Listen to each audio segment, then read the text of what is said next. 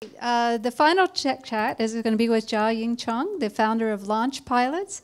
It's an online marketplace that connects university students with brand sponsorships, and we'd like to welcome her to the stage.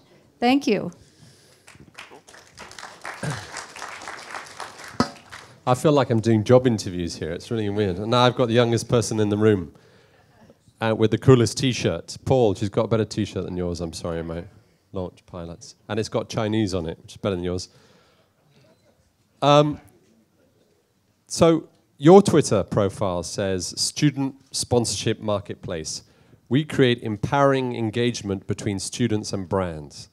So what does that mean? You're basically matching students with beer? I saw you're doing a promotion with Budweiser at the moment. We are. So we've also matched them with Red Bull. With Red Bull. And other beverages. I'm sure parents like you. But no, not to demean it. Keeps them up during exams, you know. Yeah, it's important. So, I mean, did you start this in your dorm room? Was it an idea that you had because you were bored of homework? How did you come up with the idea? The idea started when I just graduated, actually. I went to Beijing to start working and actually started doing these climate change campaigns all across China. Good timing. Yeah, that was a couple of years ago. Oh, okay. I look younger than I really am. Anyway, so we were working with these student societies from 300 different universities, and all of them had the same problem. They had all these ideas and projects, but they couldn't find any funding for them.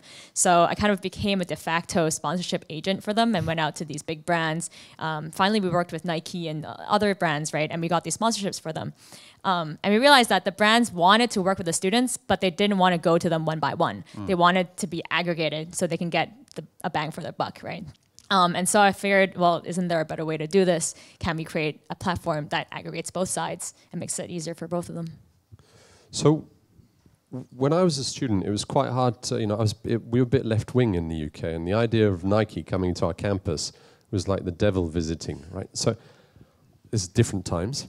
But how do you get students to accept a brand coming to their campus and hanging out with them? Because usually brands come with a mission. It's not always a very clear one, but they come with a mission. So how do you bridge that divide between the brand and the student? I understand China students aren't, well, they're supposedly extremely left-wing and communist, which is not true. But so how do you deal with that divide? I think students are very practical these days. I think they have their own mission, and if the brands are able to provide the resources for them to do that, then it's not a huge barrier. I think it's actually harder to get the school administration to allow the brands to come in, which is why our approach is actually easier for brands to work with, because they don't have to deal with all the admin and get approval. They can just work directly with the student societies and plan with them. So it's bridging the societies, not individual students. It's the societies with the brands, right? Exactly, yeah. So give us an example of this Budweiser, this, what's it called, Dream Brewery, right? Well, what's that about? How does that work? So they're trying to do more of like a startup competition, and they're trying to source ideas from the students. So for the students, they promote this competition to their friends, and based on the number of applications that are driven, they get rewarded from Budweiser to do other projects that might be related to startups. So they might have their own, startup weekend events, and then that's where the funding can go towards, basically.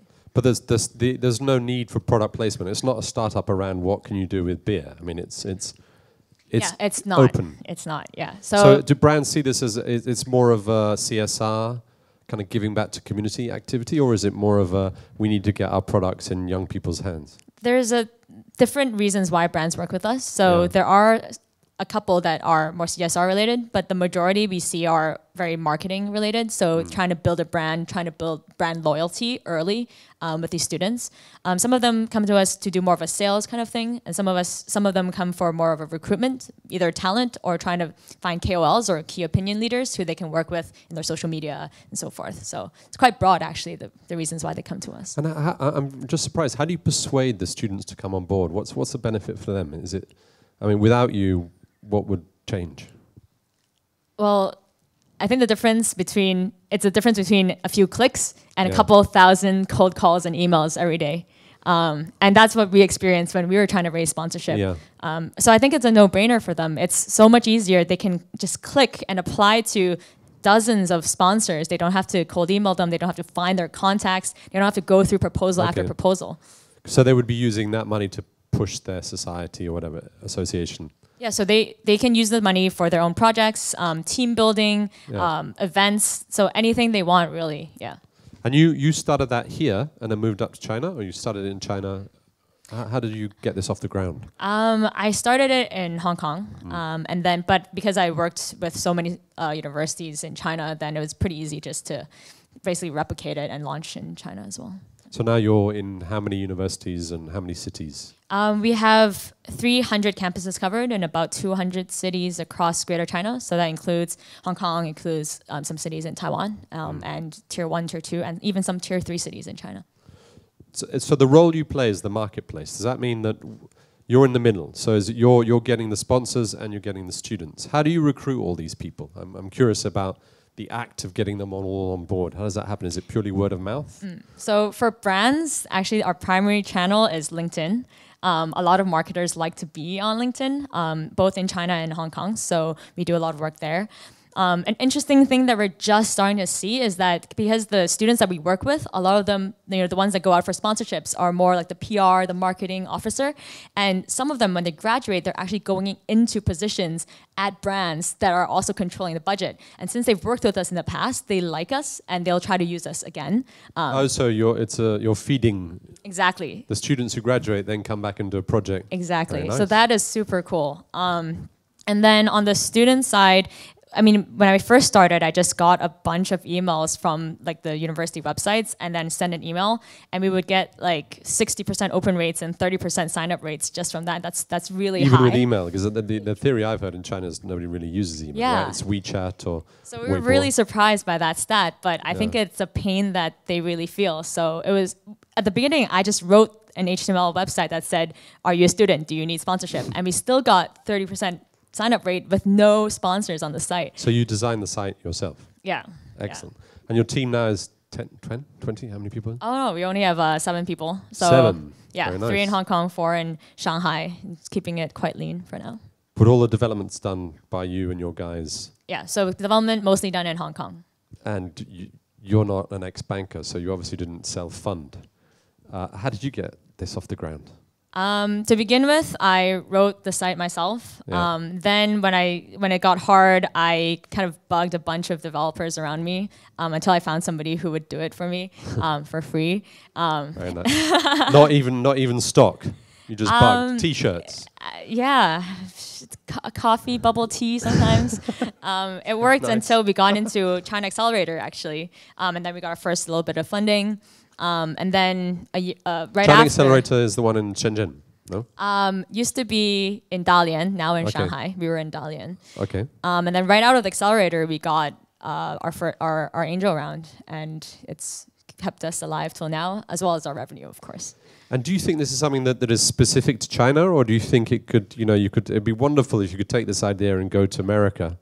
Yeah, so or somewhere like that and say, hey, there's a new way to fund your campus, although American campuses are overly rich. For sure. I mean, a lot of investors ask that question, like, what are your expansion plans? I look at it from the flip side. So when I first launched the site, I just advertised it on my own Facebook page. Yeah. And we had people signing up, students signing up from Malaysia, from the UK, from some, even some from like the Middle East. So it's pretty random. And I think the point is that this need is felt very strongly by students all over. So I'm sure that is a model that can work in many different geographies. But yeah, right now we're really trying to nail down China and get basically a scalable product that both the brands and the students love to use, and then we'll start looking at expansion from there. But China's quite harsh when it comes to the internet because people tend to copy you pretty quickly. So you seeing any launch plots or lunch pilots? Or I mean, if Starbucks can have copycats, so can you. So are you seeing this happening? We've seen some big companies try to copy it, but we haven't seen them really build up any traction. And I think the tricky thing about our business is it's not purely online. There's definitely an offline element, and there's a lot about how to manage students, and students being people as well, like very young people with not a lot of professional experience. That part is really tricky, I think, for big corporates to figure out. Our whole team come from student leadership backgrounds. We've run many different organizations, and so that's something that we know very well, and that's something we've been able to build in the product as well as how we manage and our customer service. So I think that's something that's very hard to copy. And of course, as we build up our network and our credibility with the students, that's not something that you can just replicate right away. And I saw when I was kind of doing a little bit of research about you, I saw that you're quite active on Weibo and various. What are you finding in China? Because you said LinkedIn was good for recruiting the corporates. Apart from email, what's the best way to get these on the radar with students? Is it WeChat? Is it Weibo? Is it God forbid television? WeChat is a really good channel, but actually we found that a lot of students don't use WeChat. They're still using QQ or QQ Space. Yep.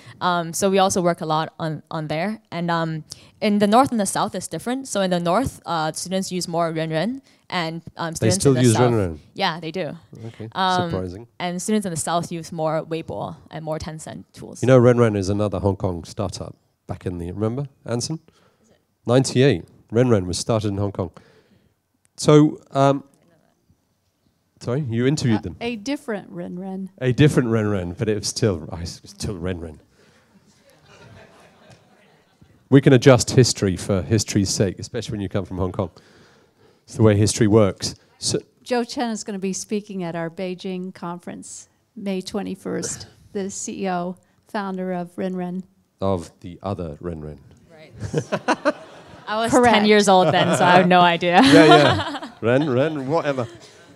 So within the matching, it sounds to me you can expand into other areas because you've got a captive audience with students. We've still got some minutes left, and a captive audience with you've got the kind of corporate B2B bit and the B2C bit. Do you see, another kind of investment question I always get asked is, do you see extensions beyond the kind of just funding a brand to do something with a student group? I mean, you've got a captive audience there, right? Definitely. So what we've seen, it's kind of like the growth cycle for both the students and the brands. For the students, the sponsorship thing, it's when they're in their student societies and then they're looking for the next opportunity after they finish their term. With the brands, they're looking for the next level of engagement, right? So you do a sponsorship and then they're looking for something more. So one program that we're starting to develop is ambassador programs, which is another level of opportunity for the students, and it's an opportunity for the brand to penetrate deeper into the campuses. So that's kind of growing up. And then kind of... And when you say ambassador, what do you mean? What do they do? Right. So, Red Bull is very famous for their programs. So they have... But don't you usually have to do something highly dangerous to be a Red Bull ambassador, like jump off a very large crane or drive a very Those are fast like car? their celebrity spokespeople kind of things. People on campus are more about doing events that are related to the Red Bull brand or setting up sampling opportunities so that students can try the product. So so that's what a brand ambassador. So the ambassador would do. becomes a real brand ambassador amongst the students. Exactly. Yep. And do they then recruit into Red Bull and people like that? So the next stage, we're actually looking at how can we match the students and brands beyond campus, right? So when they graduate, they're looking for their graduate opportunities. And since they've worked with the brand over a course of a couple of years on different projects, sponsorships, contests, ambassador programs, it becomes a very natural next step to recruit them. And they're well tested, right? They know they're good cultural fit as well as ability Interesting. fit. So it's almost like an outsourced internship program, right? They actually work for you, but not in your offices.